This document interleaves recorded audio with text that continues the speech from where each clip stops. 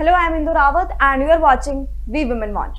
Warm and affable, Sheila Dikshit was one of the tallest leaders of the Congress who had the distinction of being Delhi's longest serving chief minister and giving the national capital Delhi its modern look. Considered close to the Gandhi family, she was handpicked by Rajiv Gandhi to be part of his Council of Ministers after he became the Prime Minister in 1984. She represented the Kannauj Lok Sabha seat from 1985 to 1989. For her, politics was not only about jousting for power, but also about bonding with people and getting re energized in the process. She had said in her autobiography that politics as an engagement with ideas and people can be inspiring, but it can be reduced to banality as she experienced in the last 1 or 2 years of her third term. Former Prime Minister Manmohan Singh said she held the distinction of being the only woman chief minister in India who has led her party to 3 consecutive victories in assembly elections.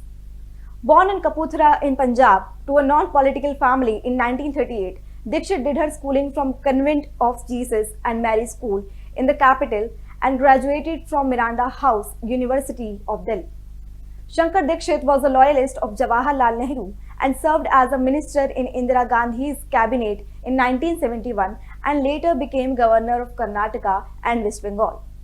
As the longest serving woman chief minister who steered her party to victory for 3 consecutive terms in 1998, 2003 and 2008, Dikshit ushered in an era of all-round development that transformed Delhi into a world-class capital.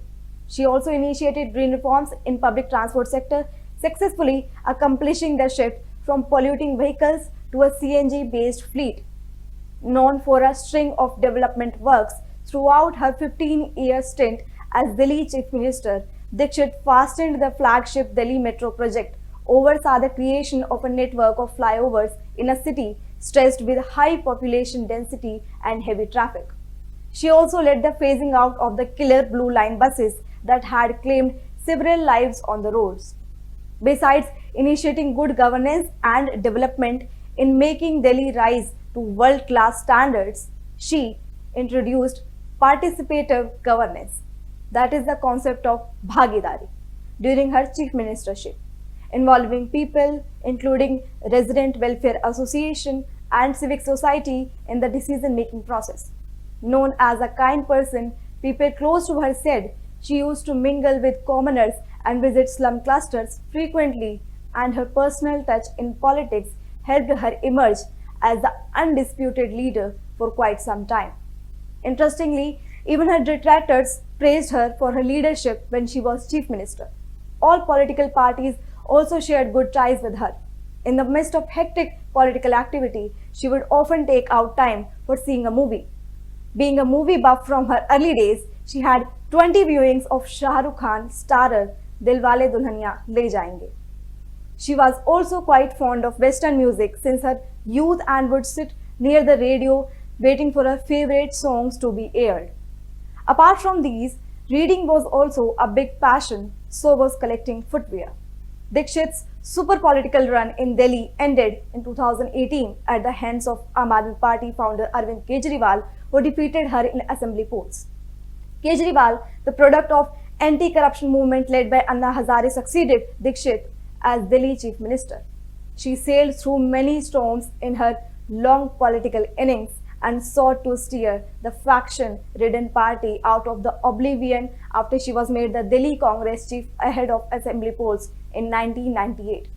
She was again made the Delhi Congress chief just ahead of Lok Sabha election to take the party out of wilderness, but she herself lost the northeast seat in Delhi to BJP's Manoj Tiwari and the party drew a drubbing. She took her first step in politics by assisting her father-in-law and was noticed by Indira Gandhi, who nominated her first as a member of the Indian delegation to the UN Commission on Status of Women.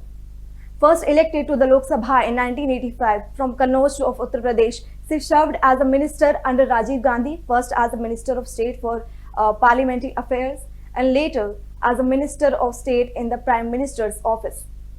In 1989, she lost the elections from Kannauj.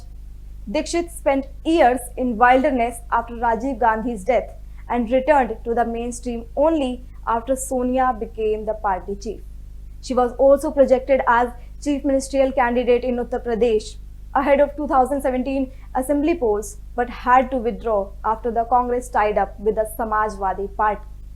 She also served as governor of Kerala from 2013 to 14 and resigned after the NDA government came to power. In her over 3-decade political career, she had said that there is no substitute for consciousness, effort, as there are far too many pulls and pressures, ups and downs, and ins and outs in politics. Ultimately, it is what you make of chance and opportunity with a measure of grace and dignity, she had once said. That's all for today's video. I hope you like it. I will come back soon with yet another inspiring story. Till then, stay tuned, keep watching us. We Women Want. Thank you.